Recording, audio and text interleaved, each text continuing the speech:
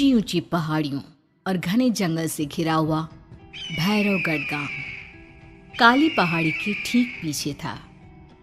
काली पहाड़ी यानी मौत का घर। भैरवगढ़ गांव तक पहुंचने का रास्ता बेहद दुर्गम था। लगभग 24 घंटे घने तूफान और तेज हवाओं की वजह से वहां के वीराने माहौल की कहानियां लोगों के दिलों को दहला देती थी। ऐसे बहुत कम लोग थे जो भैरवगढ़ गांव तक जाने की हिम्मत करते थे। लोगों का कहना था कि इस गांव के आसपास बुरी आत्माओं का साया मंडराता है।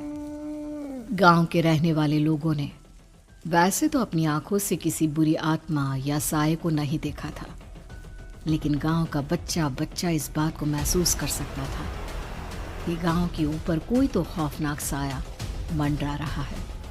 और उसकी वजह ये थी कि उस गांव में जैसे ही कोई लड़का 18 साल का होता, उसके 18वें जन्मदिन की रात ठीक 12 बजे अकस्मात उसकी मौत हो जाती। हर बार ये मौतें बड़े ही रहस्यमयी ढंग से होती और इस बार सरपंच सुमेर के बेटे को 18 साल होने में अब बस 15 दिन बाकी थे। अजी सुनते हैं, हमारा बेटा भी कुछ दिन बाद 18 साल का हो जाएगा। कहीं वो डायन उसे भी खा गई तो। कैसी बातें कर रही हो?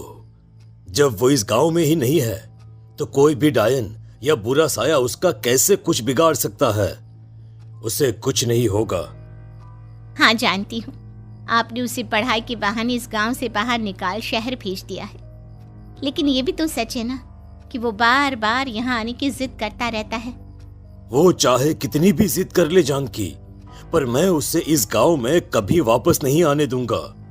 मैं नहीं चाहता कि गांव के दूसरे लड़कों की तरह मेरे बेटे की भी अजीबोगरीब ढंग से मौत हो जाए। कभी कभी तो लगता है कि हम सब गांव वालों को हिम्मत करके अपने गांव को इस बुरी आत्मा से छुड़वा लेना चाहिए। लेकिन कौन जानता है आखिर वो खतरनाक साया किसका है? वो काली आत्मा कौन है जो रातों रात हमारे गांव के लड़कों को निगल जाती है?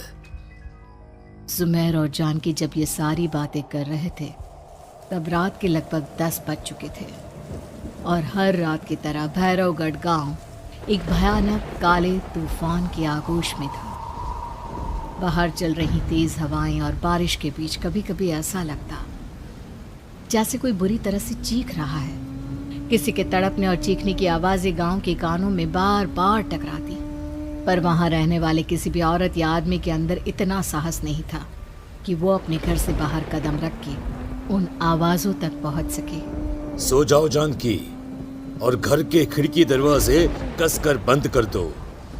अब जानकी सब खिड़कियां ठीक से बंद करने ही लगती है कि तभी उसे अपने घर के दरवाजे पर जोर जोर से खटखटाने की आवाजें सुनाई देती है।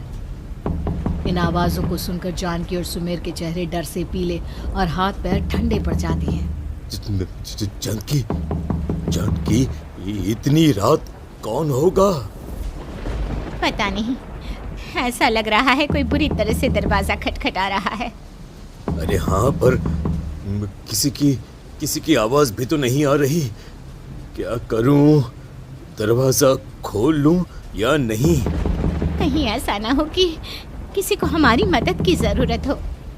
लड़खड़ाते कदमों से सुमेर दरवाजे के करीब जाता है और अपने कान को दरवाजे पर रख धीरे से आवाज देते हुए पूछता है, कौन है? कौन है वहां? तभी एक बेहद डराने वाली आवाज उसके कानों से टकराती है। दरवाजा खोलो, दरवाजा खोलो, वरना आज की रात इस गांव में कोई जिंदा नहीं बचेगा। मैं जानती हूँ तुम्हारा बेटा 18 साल का होने वाला है। अगर उसकी जान की जरा भी परवाह है तो दरवाजा खोल दो। इस आवाज को सुनते ही सुमेर घबराकर पीछे हट जाता है और जानकी को पूरी बात बताता है। कहीं वो डायन हमारे घर तक तो नहीं पहुंच गई? अब हम क्या करेंगे? मुझे दरवाजा खोलना ही होगा जानकी। मेरे पास अब कोई रास्ता नहीं है। इतना कहकर सुमेर डर से अपनी दोनों आंखें कसकर बंद करता है और कांपते हाथों के साथ झटके से दरवाजा खोल देता है। तभी किसी के जोर से हंसने की आवाज सुमेर और जानकी को सुनाई देती है। उस आवाज को सुन दोनों दरवाजे की तरफ देखते हैं और सामने अपने बेटे राहुल को खड़ा देख दंग रह जाते हैं। राहुल के हाथ में उसका मोबाइल होता है जिसमें से वो आवाज बज रही थी। ये क्या मजाक है? और तू यहाँ, तुझे मना किया था ना गांव में आने को, समझ में नहीं आता क्या? 18 साल का होने वाला है तू। माँ, आप लोग भी पता नहीं किन अंधविश्वास भरी बातों पर भरोसा करते हैं। क्या मैं अपने घर नहीं आ सकता? आप लोगों से नहीं मिल सकता? देख बेटा, हमने तुझे किसी वजह से ही इस गांव से दूर रखा था और यहां आकर तूने अच्छा नहीं किया। चल, मैं तुझे अभी के अभी वापस शहर छोड़कर आता हूं। ओफो पापा, आप बेकार की बातों से परेशान हो रहे हैं। बाहर इतना तेज अंधड़ तूफान चल रहा है, कहीं जाने की जरूरत नहीं है। मैं बस आप लोगों से मिलने आया हूं, कुछ दिन रहकर चला जाऊंगा। दिमाग खराब हो गया है इस लड़के का, नहीं जानता कि इस गांव में ये सुरक्षित नहीं है। किसने कहा था तुझे यहाँ आने को? ये आवाजें सुन, बाहर से जो आवाजें आ रही है तुझे सुनाई नहीं देती क्या? अरे माँ, जब जोर से तूफान चलता है, तेज हवाएं चलती हैं, तो इसी तरह की आवाजें आती हैं। ये बहुत नॉर्मल है माँ। नॉर्मल होगी तेरे लिए बेटा।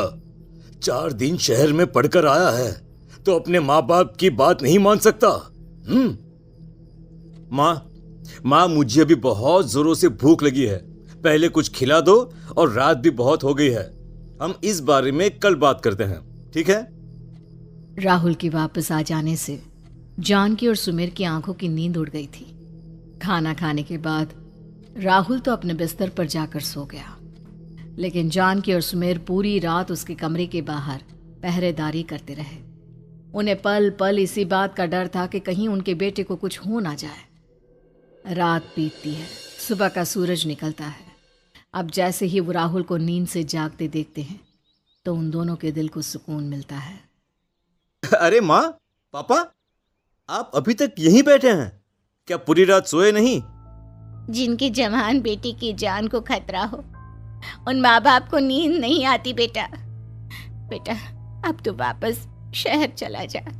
देखो माँ, मैं किसी जरूरी काम से इस गांव में आया हूं, और वो काम पूरा होने के बाद मैं खुद यहां से चला जाऊंगा। काम? गांव में तेरा क्या काम है? पापा, मैं बचपन से ही इस गांव के बारे में बेहद डरावने किस्से सुनते आया हूं, इसीलिए अब मैं उन्हीं किस्सों के ऊपर डॉक्यूमेंट्री फिल्म बनाऊंगा। रिसर्च करना चाहता हूं कि आखिर सच्चाई है क्या। हे भगवान, लो जी, सुन लिया, और भेजो इसे पढ़ने के लिए शहर। मैंने आपसे पहले ही कहा था, मेरी बहन के पास दूसरे गांव भेज दो। ना ये शहर जाता और ना उल जुलूल की बात इसके दिमाग में आती।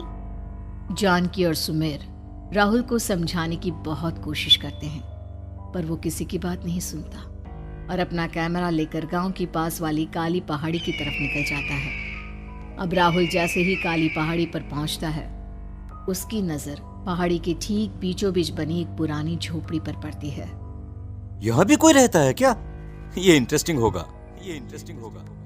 राहुल की आवाज पहाड़ों से टकराकर उसके कानों में सुनाई दे रही थी। उसने चारों तरफ का नजारा देखकर वहां की तस्वीरें अपने कैमरे में उतारना शुरू कर दिया।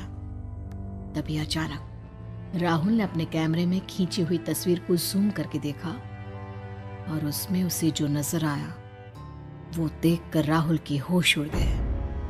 क्या सचमुच उस गांव के ऊपर किसी बुरी आत्मा का साया था? क्या राहुल की जान बच पाएगी? क्या देखा था राहुल ने उस फोटो में जिसे देखकर वो दंग रह गया? इन सवालों के जवाब जानने के लिए देखिए इस कहानी का अगला भाग।